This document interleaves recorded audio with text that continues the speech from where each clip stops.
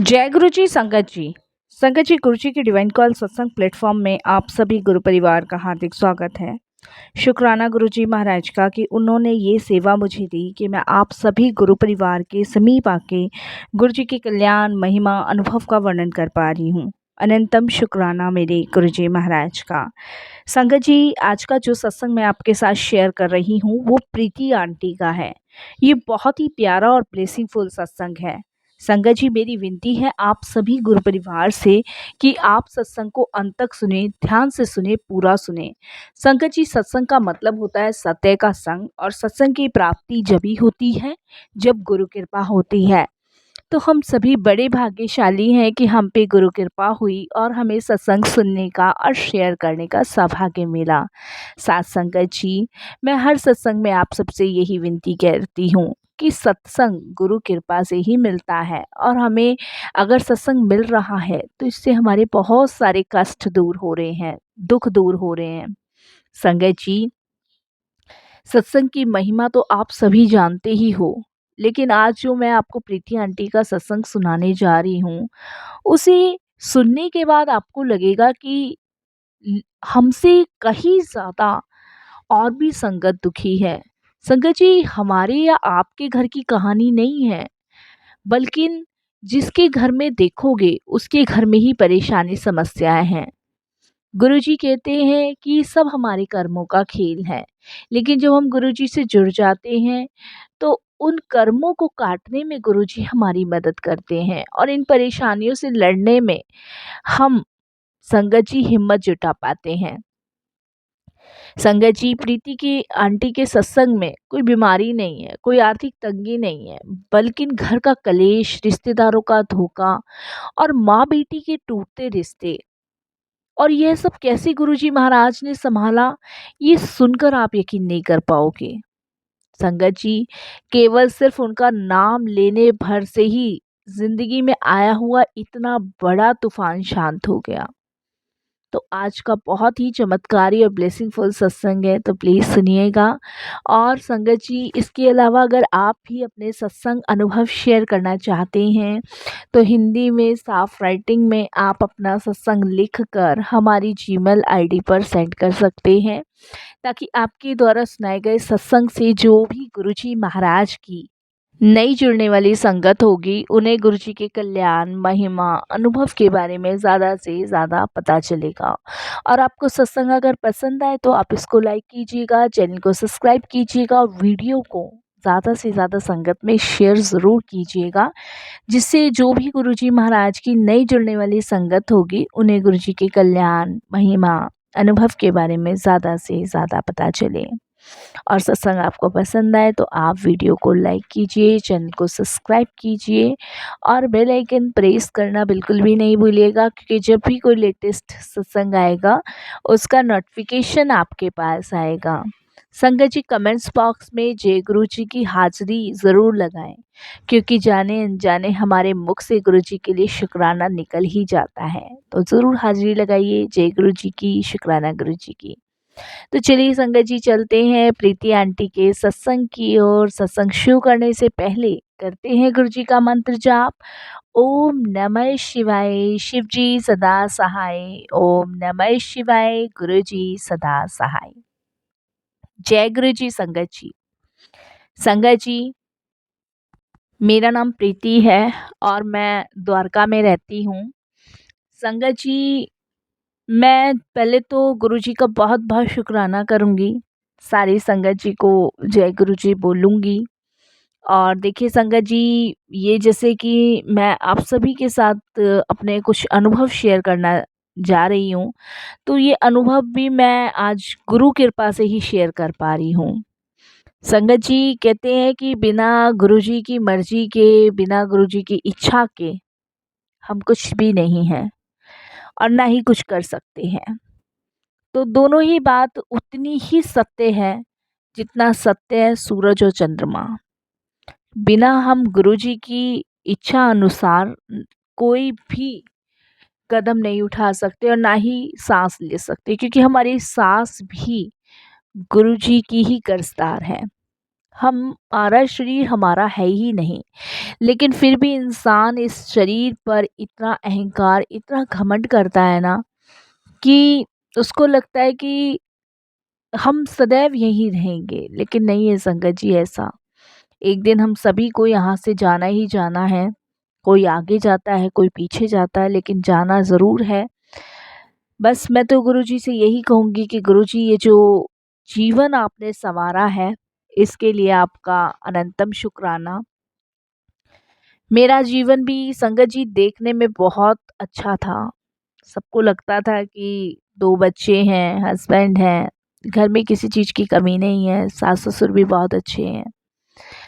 लेकिन संगत जी, सच्चाई तो केवल सिर्फ़ हमारे घर की 4 दीवारियों के अंदर ही थी। रोने चीखने की आवाज़ गली के बाहर तक नहीं जाती थी। घर से बिल्कुल भी, घर के दरवाजे से भी बाहर नहीं निकलती थी, क्योंकि वो सिर्फ़ 4 दीवारी के अंदर ही रहती थी।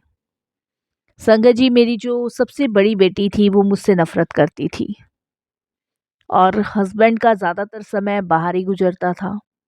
कहने को हम द्वारका में बहुत पॉश एरिया में रहते थे, जहाँ पे बहुत बड़ी सोसाइटी है, और दूसरों को जब मैं देखती थी तो मुझे लगता था सोसाइटी में कि क्या इन लोगों का जीवन भी हमारी तरह ही है? बाहर से दिखने में खुशहाल और अंदर नफ़रत, धोखा, छल।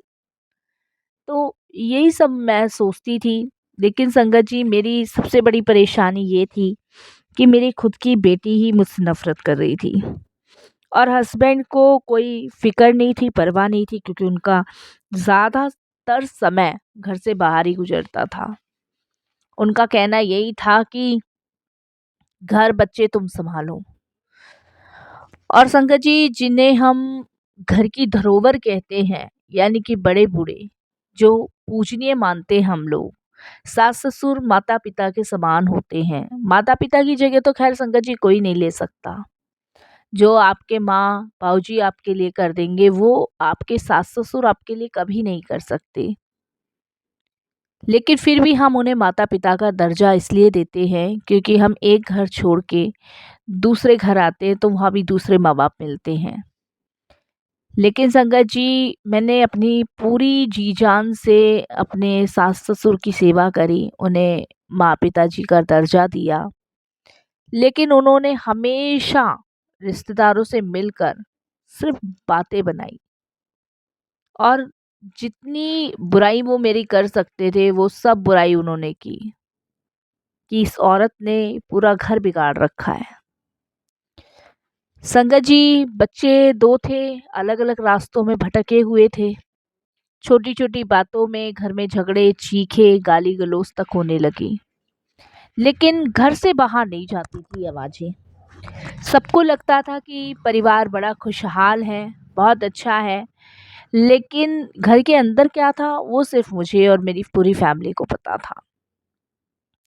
एक दिन तो संगत जी ऐसा हाल हो गया कि बेटी ने मुझे साफ शब्दों में कह दिया कि काश आप मेरी माँ ना होती, तो फिर मैं आपको देखती। इस वर्ड ने संगत जी मुझे झंझोर दिया, एकदम झंझोर, कि मेरे ही बच्चे होकर मुझे इस चीज़ के लिए कह रहे हैं। और संगत जी, उस समय मेरे को ऐसा फ़ील हुआ जैसे किसी ने मेरे दिल पर छुरी चला दी हो, कि मेरी बेटी कह रही है कि अगर आप मेरी माँ ना होते तो फिर मैं आपको देखती। वो मेरे लिए शब्द नहीं, एक एक ये लगा लो, ज़हर से कम शब्द नहीं था। संगत जी, मैंने खून के घूँट के आँसू पिए और चुप हो गई, क्योंकि जवान बेटी पे हाथ उठाना भी ठीक नहीं था। इसी बीच संगत जी, कुछ रिश्तेदारों ने एक चाल चली। उन्होंने मेरे घर में फूट डालने के लिए मेरे हस्बैंड के कान भरने शुरू कर दिए, क्योंकि मेरे हस्बैंड का अधिकतर जो समय था वो चाचा-चाची के घर बीतता था। और चाचा-चाची हमेशा से ही हम लोगों से थोड़े से जलते थे, भुनते थे। तो उन्होंने मेरे हस्बैंड के कान भरने शुरू कर दिए। तेरी पत्नी तुझे नीचा दिखाती है, तेरे खिलाफ़े बात करती है। इस तरीके से चाचा-चाची ने मेरे हस्बैंड के कान भरने शुरू किए। संगत जी, इस बात का असर मेरे हस्बैंड पर एकदम से पड़ गया। वैसे उन्हें कभी कोई काम की बात कहो ना या बच्चों से रिलेटिव बात कहो तो कभी नहीं असर पड़ता, लेकिन इस बात का असर ऐसा पड़ा कि उन्होंने संगत जी मुझसे बात करनी बंद कर दी। मैं जब भी कुछ कहूँ इग्नोर कर देना, मैं जब भी बच्चों की बताऊँ इग्नोर कर देना, मैं जब भी कुछ मांगू इग्नोर कर देना। मतलब इस तरीके से मुझसे बिहेव होने लगा घर में, जैसे कि मैं चलती फिरती कोई राहगीर हूँ। मन किया तो बात कर ली, मन नहीं किया तो कोई मतलब नहीं, ऐसा हाल हो गया। घर के अंदर रोजाना सन्नाटा, झगड़े और आंसू, बस इसके अलावा कुछ नहीं था घर में। और कई बार तो संगत जी मैं सोचती थी क्या अब ये सब ऐसे ही चलेगा, क्या अब घर टूट जाएगा। रातों को सो नहीं पाती थी, नींद की गोलियां लेनी पड़ती थी मुझे। मैं केमिस्ट से नींद की गोलियां लिखवा के लाई थी और उसको लेके सोती थी, क्योंकि संगत जी टेंशन इतनी हो गई थी। कहाँ से आंख बंद होगी, कहाँ से नींद आएगी, आप खुद सोचो। घर का माहौल माहौल नहीं रहा था। घर का माहौल ऐसा हो गया था जैसे किसी नर्क में आ गई हूँ। सबको अपने अपने काम से मतलब, किसी को किसी से कोई मतलब नहीं। और बच्चे बच्चे तो एक बोली मेरी नहीं सुनते थे, एक बोली जिसे कहते हैं। और हस्बैंड हस्बैंड को तो ऐसा सदमा लगा चाचा चाची की बात सुनकर कि उन्होंने तो घर में अपना इन्वॉल्वमेंट ही बंद कर दिया, कुछ लेना देना ही नहीं है। परेशान हो चुकी थी, पक चुकी थी। ऐसा मन कर रहा था जैसे कि अभी धरती फटे और मैं इसमें समा जाऊं। पूरा दिन घर में कभी इधर कभी उधर, काम करते करते भी थक गई थी और इन लोगों का बर्ताव देखते देखते भी थक गई थी। सास का बस यही कहना कि घर तेरी वजह से बिगड़ा है, संस्कार नहीं दिए तेरी माँ ने अच्छे, ऐसे से बोला जाता था मुझे। संगत जी, मैं घर में हूँ तो ये समझ लो कलेश होनी है, मैं घर में नहीं हूँ तो किसी को किसी से कोई मतलब नहीं है, सब अपनी जिंदगी जी रहे हैं। संगत जी, परेशान होकर एक दिन मैं अपनी सहेली के घर चली गई। उस दिन मैं बहुत टूटी हुई थी, परेशान थी। मैं उसके यहाँ गई तो मैंने उसके यहाँ गुरुजी का एक बहुत बड़ा स्वरूप देखा और मैंने उससे पूछा, सीमा तू कब से गुरुजी को मानने लग गई है। तो उनने मुझे बताया कि ये बड़े मंदिर वाले छतरपुर वाले गुरुजी है, मैं उनको मानती हूँ। तो संगत जी, मैंने कहा अच्छा। तो उन्होंने कहा तूने कहा गुरुजी को पहले भी देखा है। मैंने कहा हाँ, हमारी गली में एक सत्संग हुआ था इनका, मैं वहाँ गई थी, बस उसके बाद कभी नहीं, तेरे घर में ही देख रही हूँ। तो उसने बताया कि यार तुझे तो पता ही है कि मेरे हस्बैंड को हार्ट की प्रॉब्लम्स थी और डॉक्टर ने ऑपरेशन के लिए बोला था। मैंने कहा हाँ।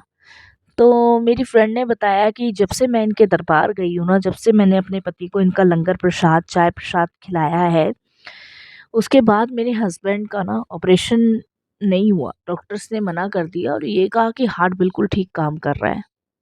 मैंने कहा ये सब चीज़ें किताबी हैं, ऐसा कैसे हो सकता है। बोली ऐसा ही हुआ है, यकीन मान। मैंने कहा हो सकता है इत्तेफाक हो, कोई रिपोर्ट खराब आ गई हो, इस वजह से तुझे ऐसा लग रहा हो। उसने मुझे कहा नहीं नहीं, रिपोर्ट तो सही आई थी, उसमें ऑपरेशन ही लिखा था डॉक्टर ने, बट मेरे को किसी ने गुरुजी के बारे में बताया तो मैंने वहाँ इनको लंगर प्रसाद कराया और जब से ऑपरेशन नहीं बोला डॉक्टर ने। तो मेरी फ्रेंड बोली कि तू बता तेरा कैसे चल रहा है। तो मैंने उसको बताया यार कि मैं बहुत दुखी परेशान होकर आज तेरे घर आई हूँ, मेरे को समझ नहीं आ रहा यार मैं क्या करूँ क्या नहीं करूँ। तो वो एकदम से बोलती है कि तू भी गुरुजी के दरबार जाके देख, तू भी एक बार चल तो सही गुरुजी के पास, क्या पता तेरी भी परेशानी खत्म हो जाए। मैंने उसको मना किया, मैंने कहा नहीं नहीं, मैं कहीं नहीं जाऊंगी, और अगर कुछ करना होता गुरुजी ने तो फिर जब मैं सत्संग में गई थी पहली बार वहीं कर देते, ऐसे मैंने बोला। उसने कहा एक बार चल तो सही, मैं जाऊंगी परसों तो तू भी चल मेरे साथ। मैं मना करने लगी तो बोली ठीक है, जब बुलाएंगे गुरुजी तब चलियो। मैंने कहा ठीक है। मैं अपने घर आ गई। घर आने के बाद संगत जी अगले दिन घर में बहुत कलेश हुई, बहुत कलेश। मेरा मन तो दुखी था ही, बहुत दुखी था।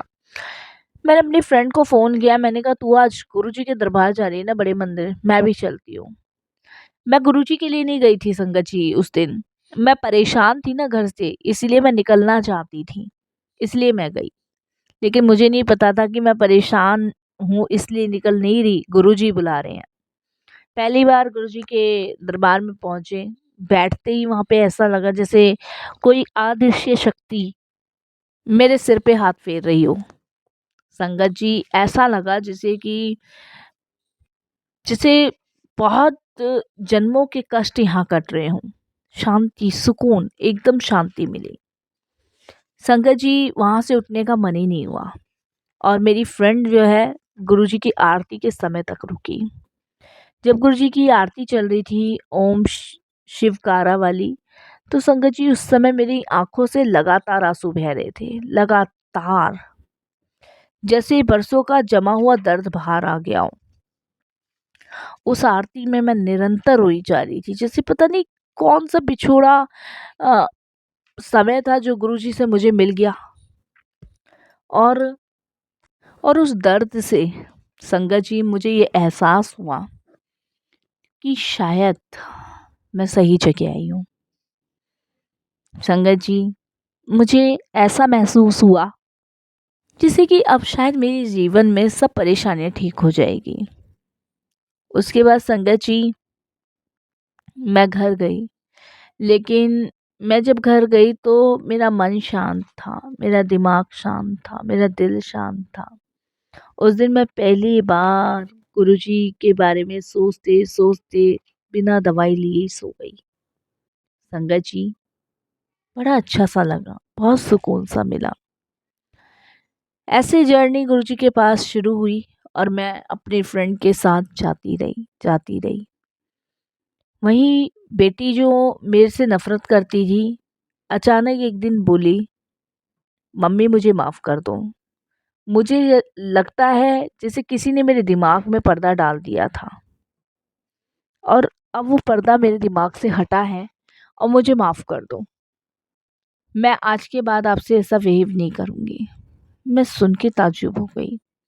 मैंने अपनी फ्रेंड सीमा को बोला, मैंने कहा बड़ी अचंभे की बात है, आज अविका ने मुझे ये बात कही। संगत जी मेरी फ्रेंड बोली कि ये गुरुजी का चमत्कार है, ये गुरुजी की ब्लेसिंग्स हैं, जहाँ दुख परेशानी होती है वहाँ गुरुजी दूर करते हैं। हैरानगी की बात तो ये थी संगत जी की कुछ दिन बाद मेरे हस्बैंड ने भी मुझसे बात करी, जो काफ़ी समय से मुझसे बात नहीं करते थे ना, वो रात को एक दिन खुद आकर बोले, मुझे लगता है कि मैं सबके बहकावे में आ गया था, मैंने तुम्हें बहुत गलत समझा। चलो छोड़ो, अब हमें अपना घर देखना चाहिए और अपने घर में चीज़ों को संभालना चाहिए। बच्चे बड़े हो रहे हैं। पहली बार उन्होंने बच्चों की चिंता जाहिर की।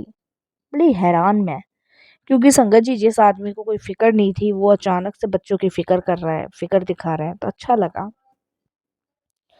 सास ससुर को भी कहीं ना कहीं संगत जी अपनी गलतियां नजर आई। सास ससुर और रिश्तेदार जो घर में जहर घोलते थे वो धीरे धीरे खुद अलग हो गए। सास ससुर को कीमत समझ आ गई कि घर में रहने वाले सदस्य ही मेरे अपने हैं, बाहर का कोई भी मेरा अपना नहीं है। जिन्हें मैं अपना समझ भी रही हूँ वो कल को एक दिन मुझे मेरे बुरे समय में छोड़ देंगे, लेकिन मेरे घर वाले नहीं छोड़ेंगे। ये सब गुरुजी कर रहे थे और ये सब चीजें मेरी आंखों के सामने हो रही थी कि कैसे चीजें बदल रही हैं, कैसे सब चीजें नॉर्मल हो रही है।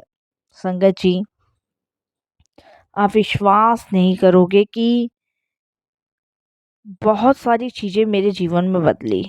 गुरुजी ने घर को तिनका तिनका करके जोड़ दिया। जो बिखर चुका था ना, जो टूट चुका था, वो जुड़ रहा था। और संगत जी मेरी भी नींद की दवाइयाँ छूटती चली गई। एक दिन संगत जी मैंने सपना देखा कि गुरुजी मेरे घर के डाइनिंग रूम में खड़े हैं और संगत जी उनके हाथ में ना कुछ है, कुछ मतलब ऐसा गोल सा था जिसे मैं साफ नहीं देख पाई, लेकिन वो जलता हुआ था। और वो मुझे कह रहे हैं कि अब यह घर मेरा मंदिर है, चिंता मत कर। ये गुरुजी ने मुझे कहा। और जब मैं सुबह उठी तो संगत जी, चारों तरफ चंदन और गुलाब की खुशबू खुशबू। संगत जी,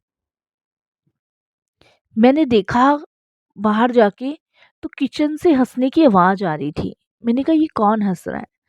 तो देखा तो संगत जी, मेरे पति और मेरी बेटी चाय बना रहे थे। पहली बार वो मिलकर हंस रहे थे। संगत जी, यह अनुभव सिर्फ हमें यही सिखाता है कि गुरुजी की शक्ति सिर्फ बीमारियां या पैसों की तंगी नहीं, बल्कि रिश्तों को भी जोड़ देती है। आज मेरा घर खुशियों से भरा है।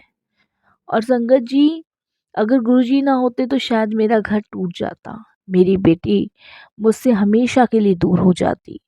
गुरुजी सिर्फ भगवान नहीं, बल्कि हमारे रिश्ते के धागे भी हैं। इसीलिए उनका नाम लेना कभी भी मत छोड़ो। जय गुरु जी।